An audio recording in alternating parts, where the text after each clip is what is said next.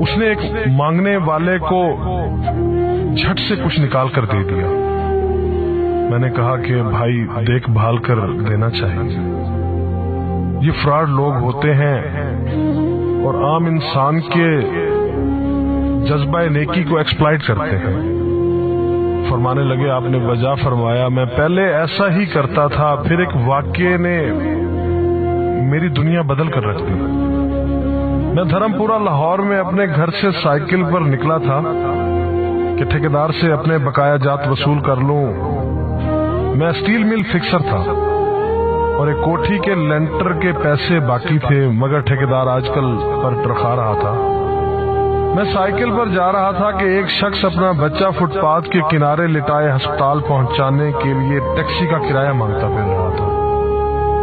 وہ کبھی کسی پیدل کا بازو پکڑ کر ہاتھ جوڑ دیتا، میرا بچہ بچا لیں، مجھے ٹیکسی کا کرایہ دے دیں۔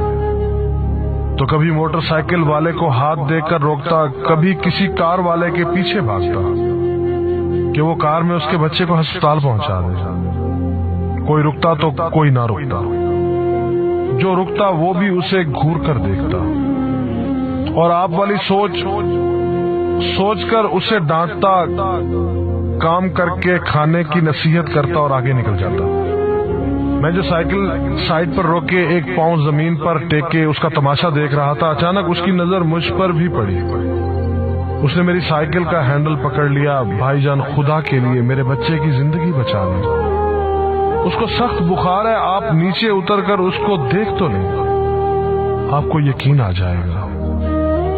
آپ دیں گے تو شاید کسی اور کو بھی اعتبار آ جائے، مگر میں بھی آپ کی طرح سوچ رہا تھا۔ پھر جس جارحانہ انداز میں اس نے میری سائیکل کا ہینڈل پکڑ رکھا تھا، لگتا تھا کہ ادھر میں سائیکل سے اترا اور ادھر وہ سائیکل پکڑ کر بھاگ جائے گا۔ میں نے بھی اسے کام کر کے کھانے کی تلقین کی اور پچھلے جمعے میں سنی ہوئی حدیث اس کو بھی سنا دی۔ کما کر کھانے والا اللہ کا دوست ہوتا ہے، اور اپنا ہینڈل چھڑا کر بڑبڑاتا ہوا آگے چل پڑا۔ حرام خور ہمیں بے وقوف سمجھتے ہیں۔ 2-3 گھنٹے کے بعد جب میں بقایا جات وصول کر کے واپس آیا تو وہ ابھی اسی جگہ کھڑا مانگ رہا تھا۔ بچے کو اب وہ سڑک کے پاس لے آیا تھا اور اس کے چہرے سے کپڑا بھی اٹھا رکھا تھا، وہ دھاڑے مار مار کر رو رہا تھا۔ اب وہ بچے کے کفن دفن کے لیے مانگ رہا تھا۔ میں نے سائیکل کو روک کر پاؤں سے نیچے ٹیکا اور میت کے چہرے کی طرف دیکھا۔ پھول کی طرح معصوم بچہ زندگی کی بازی ہار گیا تھا۔ میرے رونگٹے کھڑے ہو گئے۔ میں نے جیب میں جو کچھ تھا بقایا جات سمیت سب بغیر گنے نکال کر باہر پھینکا، اور اس سے پہلے کہ اس کا باپ میری طرف متوجہ ہو، سائیکل اس تیزی سے چلا کر بھاگا گویا سارے لاہور کی بلائیں میرے پیچھے لگ گئی ہوں۔ میں گھر پہنچا تو میرا برا حال تھا۔ تھوڑی دیر بعد مجھے بخار نے آ گھیرا۔ بخار بھی کچھ ایسا تھا گویا میرے سارے گناہوں کا کفارہ اسی بخار سے ہونا تھا۔ گھر والے مجھے ہسپتال کے لیے لے کر نکلتے اور میں چارپائی سے چھلانگ لگا دیتا۔ مجھے ہسپتال نہیں جانا تھا، میں اسی بچے کی طرح ایڑیاں رگڑ رگڑ کر مرنا چاہتا تھا۔ 2-3 دن کے بعد بخار کو تو آرام آ گیا، مگر میں ذہنی مریض بن گیا۔ مجھے لگتا گویا میرا اپنا اکلوتا بیٹا جو 3ری کلاس میں پڑھتا تھا وہ اس بچے کے کفارے میں مر جائے گا۔ میں نے بچے کا اسکول جانا بند کر دیا۔ بیوی کے بار بار اصرار کے باوجود میں بچے کو اسکول تو کیا دروازہ کھولنے بھی نہیں جانے دیتا تھا۔ 40 دن گزر گئے تھے اور بچے کا نام اسکول سے کٹ گیا تھا۔ وائف نے اپنے بھائی سے بات کی جو دبئی کی کمپنی میں کیشیئر تھا۔ اس نے مجھے باہر بلانے کے لیے پاسپورٹ بنانے کو کہا، مگر ایک تو میں شناختی کارڈ بھی پیسوں کے ساتھ نکال کر بچے کی میت پر پھینک آیا تھا، دوسرا میں خود بھی بچے کو اکیلا چھوڑ کر باہر نہیں جانا چاہتا تھا۔ وہ 40 دن قیامت کے 40 دن تھے۔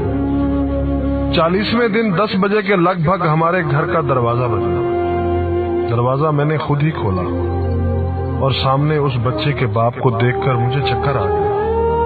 مجھے لگا جیسے ہم دونوں آمنے سامنے کھڑے خلا میں چکر کاٹ رہے ہیں۔ درمیان میں بچے کا چہرہ بھی آ جاتا۔ میری کیفیت سے بے خبر اس باپ نے مجھے دبوچ لیا اور پھوٹ پھوٹ کر رونا شروع کر دیا۔ وہ کچھ کہنے کی بجائے میری ٹھوڑی کو ہاتھ لگاتا اور اسے چوم لیتا، جبکہ میں پتھر کا بت بنے اس کی گرفت میں تھا کہ اچانک مجھے جھٹکا لگا اور میری چیخ کچھ اس طرح نکلی جیسے کسی کو پانی پیتے وقت اچھو لگ جاتا ہے اور پانی اس کے منہ اور ناک سے بہہ نکلتا ہے۔ میں اس بچے کے باپ کو سختی کے ساتھ سینے سے لگائے یوں رو رہا تھا گویا اس کا نہیں بلکہ میرا بچہ مر گیا ہے۔ ہمارے رونے سے گھبرا کر پورا محلہ اکٹھا ہو گیا تھا۔ آہستہ آہستہ 40 دنوں کا غبار نکلا۔ اس کو میں گھر میں لے کر آیا۔ محلے والے بھی آ گئے تھے جنہوں نے اس آدمی سے بہت افسوس کیا۔ کچھ دیر بعد اس نے اپنی جیب سے میرا شناختی کارڈ نکالا اور مجھے واپس کیا، پھر جیب میں ہاتھ ڈال کر کچھ پیسے نکالے اور میرا شکریہ ادا کر کے کہنے لگا کہ آپ کے پیسے بڑے برکت والے تھے۔ شاید آپ کے خلوص کی برکت تھی کہ میرے بہت سارے کام ہو گئے۔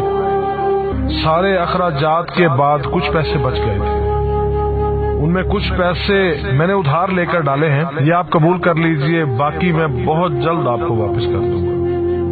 میں نے پیسے واپس لینے سے سختی کے ساتھ انکار کر دیا اور منت سماجت کر کے اسے پیسے رکھنے پر راضی کر دیا۔ اس کے بعد میں یہاں بطور اسٹیل فکسر آ گیا۔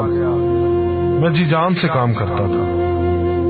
چند ماہ میں ترقی کر کے فورمین بن گیا۔ 3 سال بعد میں نے سالے کی مدد سے اپنی کمپنی بنائی اور اس بچے کے والد کو بھی اپنی کمپنی میں بلا لیا۔ آج وہ میری کمپنی میں فورمین ہے۔ اس بچے کے بعد اللہ نے اس سے 2 بیٹوں اور 1 بیٹی سے نوازا ہے۔ میں اسے آپ سے ملواؤں گا، مگر اسے سائیکل والا قصہ مت بیان کیا۔